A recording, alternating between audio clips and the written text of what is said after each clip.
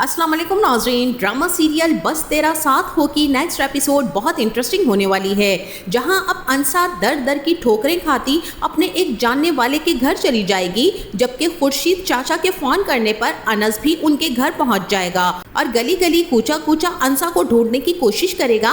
अंसा जो कि अनस की हमदर्दी और उसकी मदद करने की सजा भुगत रही है, वहीं मुरसलीन भी गिरगिट की तरह रंग बदलकर अनस के सामने बेबसी की तस्वीर बना खड़ा हो जाएगा और उसकी मिन्नतें करेगा कि ये घर तुम मेरे नाम कर दो। तो क्या अब अनस मुरसलीन की बात मान लेगा या फिर मुंह तोड़ जवाब देगा? और क्या अंसा अनस को मिल जाएगी या फिर अपनों के दर से भी ठुकराई जाने के बाद अंसा जमील हॉस्टल ज्वाइन कर लेगी? तो इस बारे में बात करेंगे हम आज की इस वीडियो में। लेकिन इससे पहले अगर आपने हमारा चैनल अभी तक सब्सक्राइब नहीं किया है तो बहुत शुक्रिया के साथ पहले चैनल को सब्सक्राइब कर लीजिए।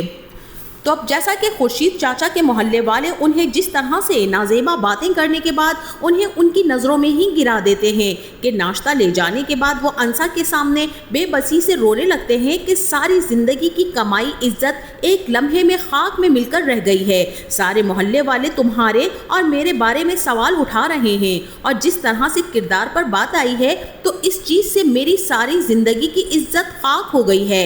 यही वजह थी कि मैं तुम्हें अपने साथ लाना ही नहीं चाहता था।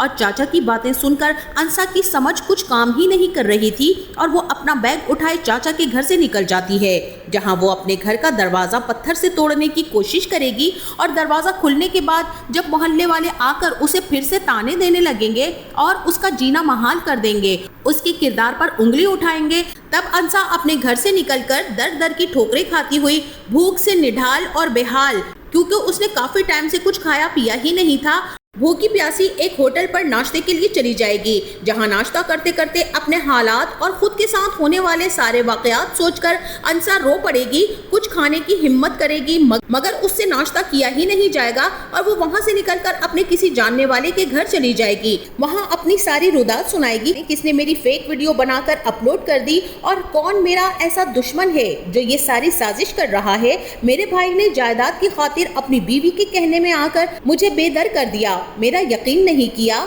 मेरा सच और इस दुनिया का झूठ एक दिन सबके सामने आ ही जाएगा और दुनिया के लोग बुरे हैं, लोग जालिम हैं जो किसी को भी खुश देख ही नहीं सकते हैं और जीने भी नहीं देते हैं। दौलत और जायदाद के हुसूल के लिए अपने ही अपनों के दुश्मन बन जाते हैं। यहाँ जैसे ही अंसा की जानने वाली उसकी फेक वीडियो के बारे में पूछेगी कि वो वीडियो कहाँ है और जैसे ही वो वीडियो देखेगी तभी वो भी सच समझकर अंसा को अपने घर रहने की इजाज़त ही नहीं देगी और अंसा वहां से भी ठुकराए जाने के बाद एक हॉस्टल में चली जाएगी। वहां एक कमरा लेकर अपनी रिहाइश का बंदोबस्त भी कर लेगी, जबकि अंसा की मदद यहाँ पर ईशा ही करेगी जो कि उसे कुछ रकम और उधार दे देगी। और वहीं दूसरी तरफ शायान की माँ शाजिया भी अपने बेटे के सारे करतूतों को जानने के बावजूद और दूसरों की बेटी को बेघर करने के बाद अपने घर को बैठी रो रही है कि अनस बैठे बिठाए करोड़ों की जायदाद का मालिक बन गया है।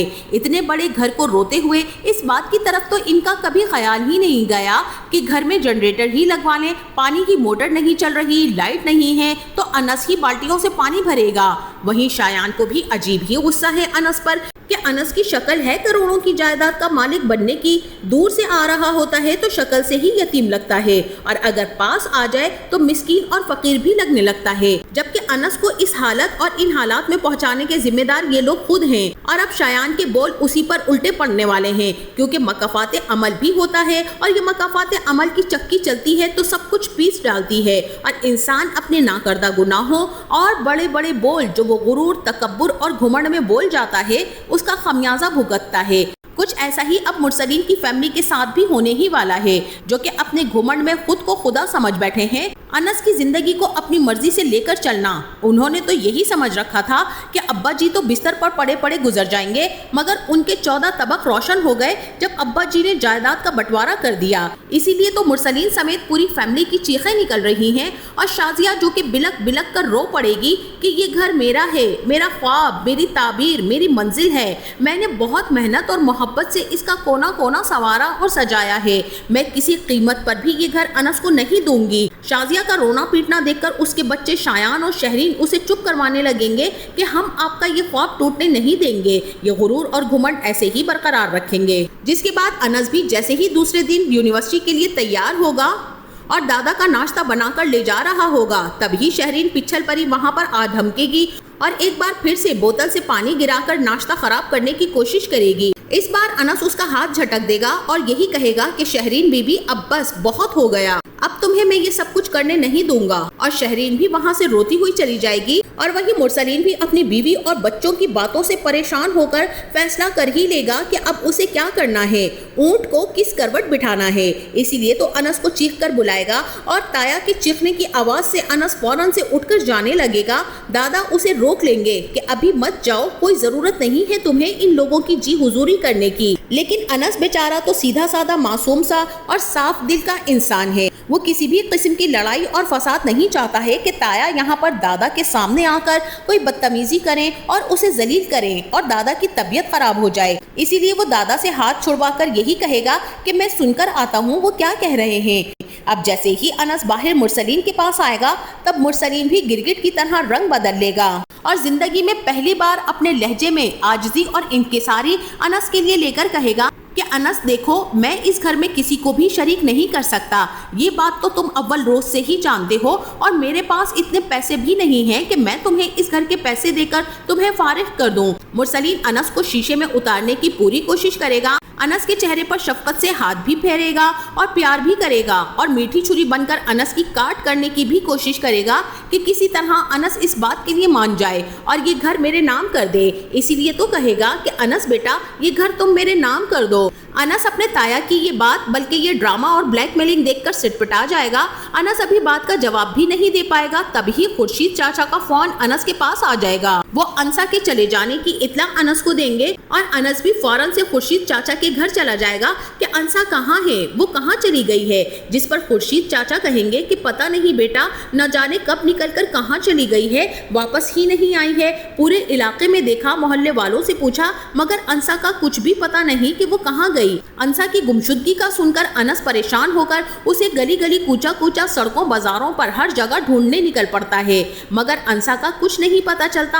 अनस भी अपने दोस्त अहमद को कॉल करेगा और उसकी मदद से अंसा को ढूंढने की कोशिश करेगा। शायद अंसा उन्हें कहीं मिल जाए, मगर अंसा की हालत देखकर वाकई बहुत तरस आ रहा है। शायान की घटिया हरकत और साजिश की वजह से अंसा यहाँ तक पहुँची है। अंसा के साथ होने वाले इन हालात का सारा जिम्मेदार शायान ही है और अनस भी जब सब कुछ जानता है तो वो खामोश क्यों है। शायान से उसे बदला लेना चाहिए और अपने ताया की बातों में आकर कभी भी उनकी बातों को नहीं मानना चाहिए, बल्कि मुंह तोड़ जवाब देना चाहिए। बेचारी अंसा जिसे शायान ने दर बदर करवा दिया, उसका गुरूर खाक में मिलाकर रख दिया।